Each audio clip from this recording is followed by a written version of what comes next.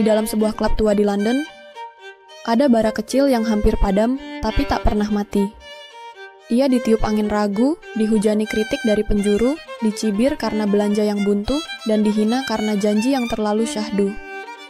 Namun kini, dari puing-puing ambisi, dari musim penuh luka dan revisi, lahir satu pertanyaan yang pelan-pelan mulai menyala. Apakah ini titik balik Chelsea?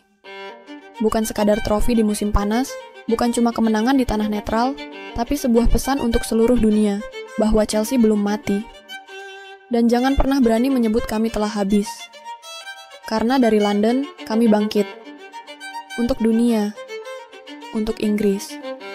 Untuk liga yang katanya tak bisa kami taklukkan lagi. Kemenangan di Piala Dunia antar klub, itulah detak jantung baru dari klub biru ini.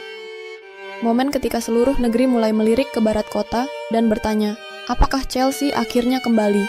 Dan malam itu, nama-nama baru bersinar lebih terang dari lampu stadion. Wajah-wajah muda yang dulu diragukan, kini dipuja dan diharapkan. Pelatih yang datang tanpa jubah superhero, tapi membawa buku taktik yang membuat pundit bingung dan fans jatuh cinta dalam diam. Satu momen, satu titik balik. Dan kini, Chelsea melangkah ke musim baru bukan sebagai pelengkap, tapi sebagai pesaing yang siap mengguncang puncak. Kita pernah mengejek tim ini karena kehilangan arah. Kita pernah tertawa saat mereka tergelincir. Tapi sekarang, kita harus mulai menatap Chelsea dengan cara berbeda. Dan semua itu akan kita bahas di satu kanal yang percaya bahwa sepak bola adalah narasi yang abadi. Kita bahas di Kisah Kasih Sepak Bola. Jangan lupa untuk klik subscribe, karena setiap cerita sepak bola pasti punya sisi emosional yang layak kita dengar bersama. Tuliskan di kolom komentar, apakah menurutmu ini benar-benar titik balik Chelsea? Atau hanya fata morgana belanja musim panas belaka? Karena di episode kali ini, kita akan menyelami apa yang sedang dibangun Chelsea. Siapa saja pemain yang kini membawa obor harapan? Dan apakah Stamford Bridge siap kembali menjadi benteng yang menakutkan? Jika musim lalu adalah tentang bertahan, maka musim ini adalah tentang menyerang. Chelsea datang ke jendela transfer bukan dengan rasa panik, tapi dengan satu kata yang direncanakan, visi. Dan dari semua nama yang bertebaran di koran dan rumor, satu nama muncul sebagai jawaban dari doa fans Stamford Bridge, João Pedro. Bukan superstar dengan harga langit, bukan pula pemain penuh gelar, tapi striker muda Brasil ini membawa satu hal yang lebih berharga dari reputasi, api lapar yang tak bisa dibeli. João Pedro datang bukan untuk menggantikan siapa-siapa. Ia datang untuk menjadi sesuatu yang Chelsea tidak punya selama ini. Penyerang yang bukan hanya tajam, tapi juga haus akan pembuktian. Ia bukan hanya pelari di depan gawang, tapi penari yang menari di antara garis offside dan ruang sempit. Ia bukan hanya pencetak angka, tapi penyambung nyawa lini serang yang sebelumnya pincang. Dan yang paling terasa, kini Cole Palmer tidak lagi sendirian. Musim lalu, Palmer seperti seorang anak yang disuruh memanggul beban orang dewasa. Ia bersinar, tapi juga kelelahan. Kini, dengan kehadiran João Pedro, beban itu terbelah dan Palmer bisa kembali bermain seperti anak ajaib yang ia memang seharusnya. Dua pemain muda, dua gaya bermain, dua arah serangan yang tak bisa diprediksi. Satu cepat, satu licik. Satu menusuk, satu menarik. Dan bersama, mereka adalah duet masa depan. Apakah ini duet terbaik yang Chelsea miliki dalam dekade terakhir? Mungkinkah kita sedang menyaksikan versi baru dari Drogba dan Lampard yang kini lebih cepat, lebih lentur, lebih modern? Tapi bukan cuma di lini depan. Chelsea, musim ini adalah koleksi harapan dari berbagai arah. Moises Caicedo yang mulai paham ritme liga, Enzo Fernandez yang tak lagi terbebani gelar pemain mahal. Lavia, Gusto, dan Nkunku yang kembali fit, serta kehadiran bintang muda lainnya, membuat skuad ini tak lagi mudah dibaca. Jadi sekarang pertanyaannya sederhana, apakah Chelsea punya materi untuk jadi juara?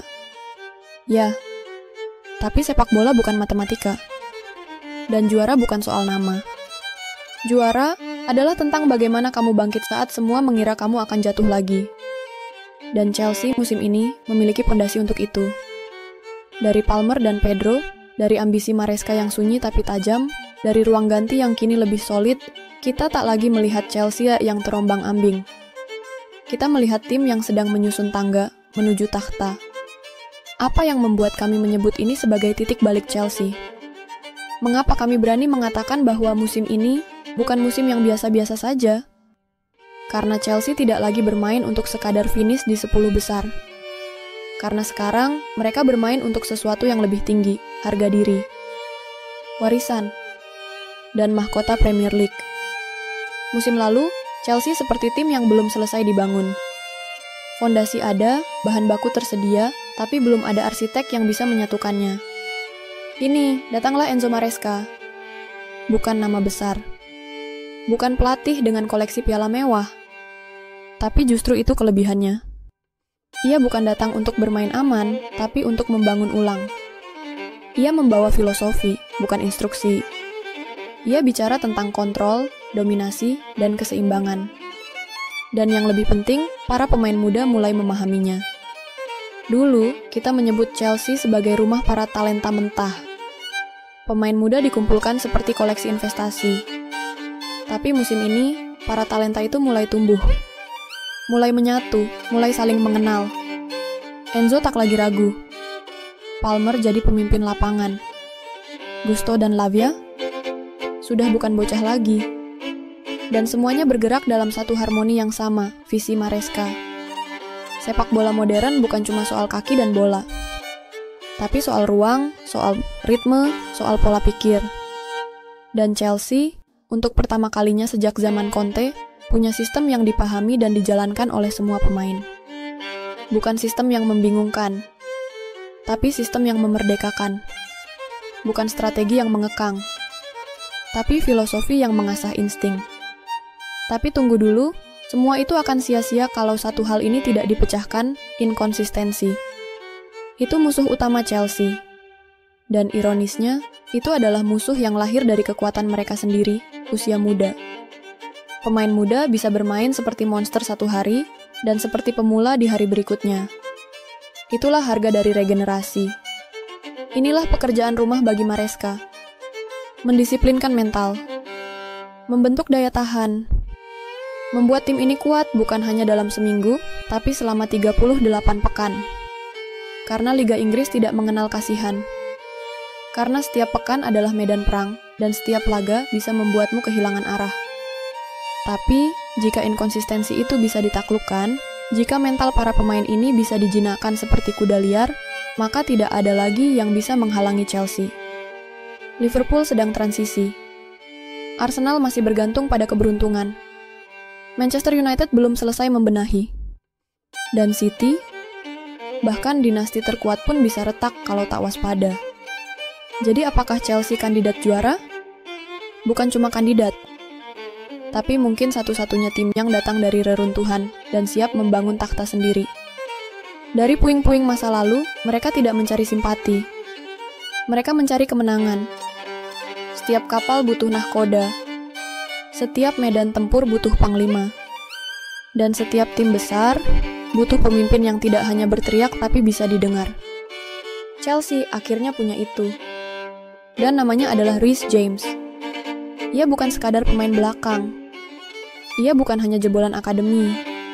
Reece adalah suara dari Stamford Bridge yang lama bisu. Ia adalah benang merah dari generasi yang hilang menuju generasi yang ingin menang. Ditempa sejak era Azpilicueta, dia belajar bagaimana diam bisa lebih menggetarkan dari amarah. Bagaimana karisma tak perlu dipaksakan. Dan bagaimana luka bisa menjadi alat untuk mengajar. Reece bukan kapten karena usia. Ia kapten karena jiwa. Karena dialah yang tetap berdiri, bahkan ketika tubuhnya runtuh. Karena dia kembali ke lapangan, bukan demi popularitas, tapi demi panji biru yang tak pernah ia tinggalkan. Kita tahu, sepak bola Inggris haus akan pemimpin sejati. Banyak yang berseragam megah, tapi tidak punya nyali untuk berdiri saat badai datang. Arsenal, kapten yang lebih sering diam. United, terlalu banyak bintang, tak jelas siapa yang didengar. Tapi Chelsea, Reece James adalah suara, adalah mata, adalah tulang belakang. Dan jangan lupa, ia tidak sendiri. Karena di tengah lapangan, ada satu pemimpin masa depan yang mulai menunjuk arah, Enzo Fernandez. Ia masih muda, masih mentah dalam ukuran seorang kapten. Tapi lihat caranya memimpin tempo. Lihat gesturnya saat tim mulai goyah. Lihat cara ia bicara ke wasit, ke lawan, ke rekannya sendiri. Itu bukan sekadar gelandang. Itu seorang calon pemimpin. Dan menariknya, ia tidak membentuk dirinya sendiri. Ia ditempa langsung di bawah Reece James. Dilatih untuk jadi jantung saat James jadi wajah. Banyak tim besar jatuh bukan karena kekurangan kualitas, tapi karena kehilangan sosok pemimpin. Lihat Arsenal tanpa pemimpin. Lihat Man United bertahun-tahun tanpa figur sentral. Lihat bahkan Barcelona, yang gemetar setelah Puyol dan Xavi hilang. Chelsea belajar dari itu. Mereka tidak hanya beli pemain mahal. Mereka membangun pemimpin. Dan ketika kamu membangun pemimpin, kemenangan bukan hanya mimpi, tapi bisa menjadi rutinitas. Chelsea tidak hanya bersiap menantang tahta. Mereka bersiap memimpin perburuan. Dan dari ruang ganti, dari balik sorotan, dua suara itu sudah menyatu dari London untuk dunia. Musim baru akan datang, dan Premier League tak akan sama lagi. Akan ada Manchester City yang lapar, akan ada Arsenal yang matang, akan ada Liverpool yang bangkit, tapi sekarang akan ada Chelsea yang berbeda. Chelsea yang punya arah. Chelsea yang punya pemimpin. Chelsea yang tidak takut dikritik, tidak takut gagal, karena mereka tahu, dari luka terdalam, tumbuh kekuatan sejati. Jadi sekarang kami kembalikan pertanyaan itu kepadamu. Apakah ini titik balik Chelsea? Atau hanya musim lain dalam sejarah panjang mereka yang masih penuh teka-teki? Tuliskan pendapatmu di kolom komentar. Karena seperti biasa, kami tidak datang untuk menggurui. Kami datang untuk berbagi, untuk berdiskusi, untuk merayakan sepak bola dalam cinta yang sederhana, kisah kasih sepak bola. Dan jangan lupa, jika kamu ingin terus ikut dalam perjalanan ini, klik like, tekan tombol subscribe, dan nyalakan loncengnya. Karena dari London, untuk dunia, Chelsea akan kembali bicara.